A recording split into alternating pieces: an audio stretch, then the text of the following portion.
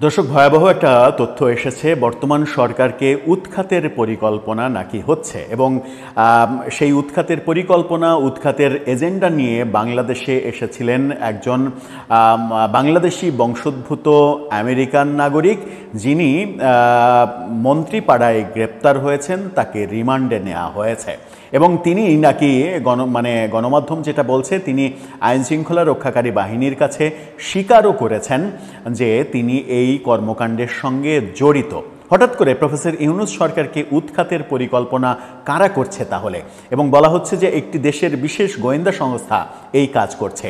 এই একটি বিশেষ দেশ কোন দেশ এবং সেই বিশেষ গোয়েন্দা সংস্থাটা কোন গোয়েন্দা সংস্থা, সেটা একটু আলোচনা করে বোঝার চেষ্টা করবে এই ভিডিওতে।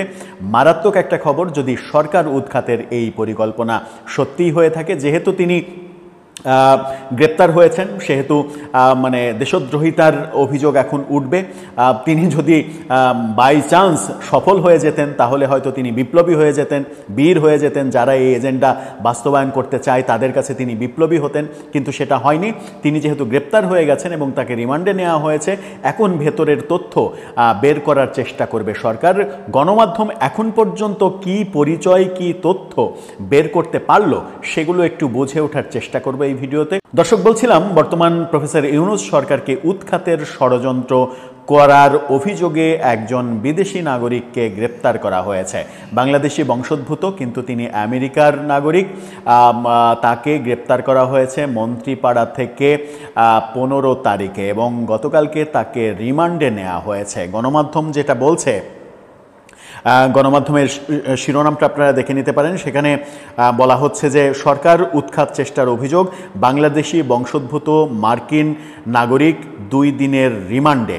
এই শিরোনামের পাশাপাশি আপনারা আরও একাধিক ছবি দেখে নিতে পারেন। একটা ছবি দেখে নিতে পারেন, তাকে আদালতে নেওয়া হচ্ছে তার হেলমেট মাথায়। প্রথম আলোর আর একটা ফটো কার্ড দেখে নিতে পারেন।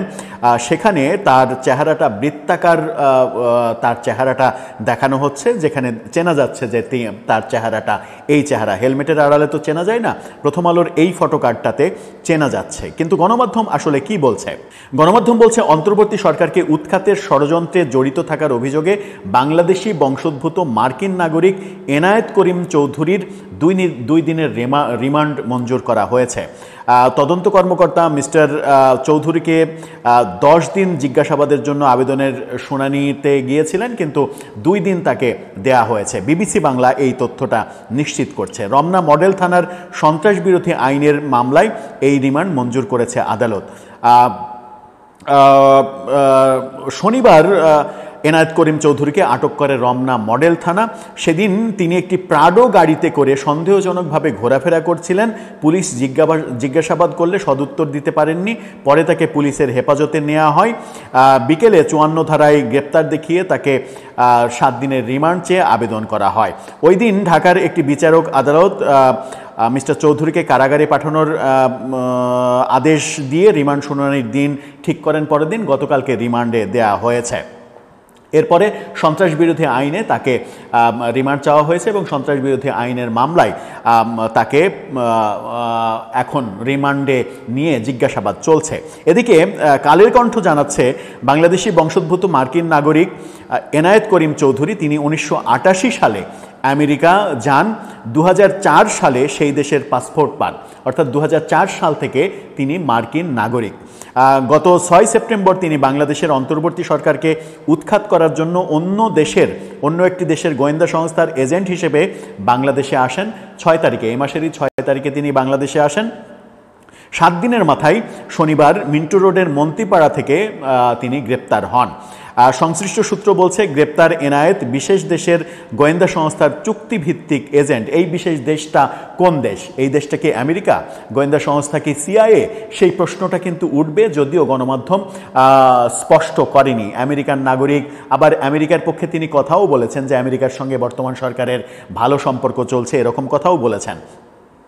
জিজ্ঞাসাবাদে তিনি জানিয়েছেন বর্তমান অন্তর্বর্তী সরকার খুব নাজুক অবস্থায় আছে এবং সেনাবাহিনীর সঙ্গেও তাদের দূরত্ব তৈরি হয়েছে, তাই তিনি সরকার পরিবর্তন করে নতুন জাতীয় সরকার বা তত্ত্বাবধায়ক সরকার গঠন করার কাজের জন্য বাংলাদেশে এসেছেন।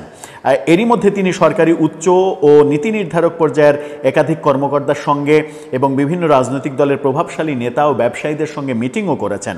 গ্রেপ্তারকৃত এনায়েত আরও জানিয়েছেন বর্তমান অন্তর্বর্তী সরকারের প্রতি আমেরিকার সরকার অসন্তুষ্ট। অন্তর্বর্তী সরকারের উপরে আমেরিকা সরকার অসন্তুষ্ট এই কথা বলেছেন। এই তথ্যটা কিন্তু ভয়াবহ তথ্য। তার মানে কি আমেরিকাই এই ধরনের প্ল্যান করছে?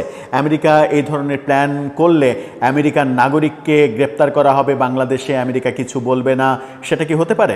ব্যাপারটা কোন দিকে যাচ্ছে সেটা সময়ই বলে দেবে।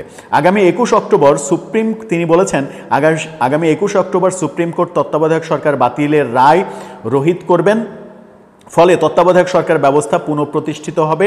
তখন সেনাবাহিনী সমর্থিত নতুন জাতীয় সরকার অথবা তত্ত্বাবধায়ক সরকার গঠিত হবে। নতুন এই সরকারে কারা অংশগ্রহণ করবেন এবং সরকার প্রধান কে হবেন তা আমেরিকা নির্ধারণ করবে, এমন তথ্য তিনি জানিয়েছেন। বাংলাদেশের বর্তমান প্রেক্ষাপটের আলোকে সরকারি ও বেসরকারি ঊর্ধ্বতন কর্তৃপক্ষের বর্তমান অবস্থান ও বিভিন্ন রাজনৈতিক দলের তথ্য সংগ্রহ করে তিনি ওই বিদেশি গোয়েন্দা সংস্থার কাছে পাঠাতেন। গোয়েন্দা সংস্থার এজেন্ট হিসেবে তিনি কাজ করতেন, এমনটা বলা হয়েছে। রমনা জোনের সহকারী পুলিশ কমিশনার গণমাধ্যমের সঙ্গে কথা বলতে রাজি হননি। তিনি বলেছেন ডিসি স্যারের সঙ্গে কথা বলুন। ডিসি তালিবুর রহমান তিনি জানিয়েছেন যে এ বিষয়ে তার কোনো তথ্য জানা নেই। তার মানে ব্যাপারটা খুব একটা সুবিধাজনক ব্যাপার নয়। এই এনায়েত করিম চৌধুরী তিনি বলছেন যে আমেরিকার সঙ্গে বর্তমান সরকারের সম্পর্ক সুসম্পর্কের পর্যায়ে নেই। তাহলে কি আমেরিকা সরকারকে উৎখাতের চেষ্টা করছে এবং এনায়েত করিমকে সেই কাজে লাগানো হয়েছে, নাকি তৃতীয় কোনো দেশের গোয়েন্দা সংস্থা এই কাজ করছে?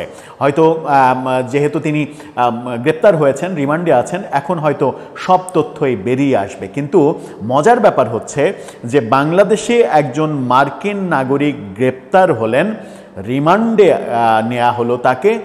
এই ক্ষেত্রে মার্কিন প্রশাসনের সঙ্গে সরকারের সম্পর্কের নতুন মাত্রা যোগ হয় কিনা সেটাও কিন্তু একটা খুব গুরুত্বপূর্ণ বিষয়। অবস্থা কোন দিকে যাচ্ছে দর্শক, আপনার কি মনে হয়? আপনার মতামত জানিয়ে লিখতে পারেন আমাদের কমেন্ট বক্সে।